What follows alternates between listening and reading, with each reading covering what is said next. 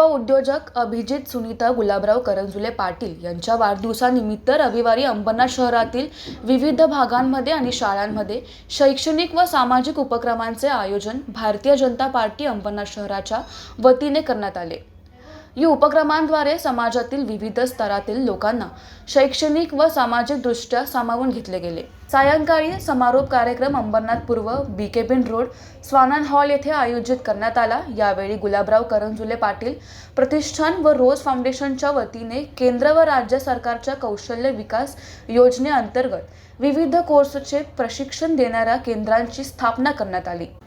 या प्रशिक्षण केंद्रांमधून उत्तीर्ण झालेल्या प्रशिक्षणार्थींना भाजपचे प्रदेश सरचिटणीस गुलाबराव करंजुले पाटील यांच्या उपस्थित प्रमाणपत्रे प्रदान केली गेली आणि त्यांचा गौरव करण्यात आला।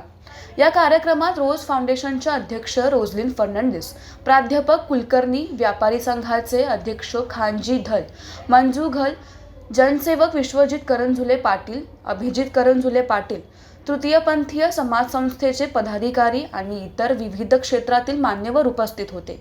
यावेळी दिव्यांग बांधवांना ब्लँकेट वितरण केले गेले। त्याचसोबत सूत्रसंचालन आचार्य यांनी केले।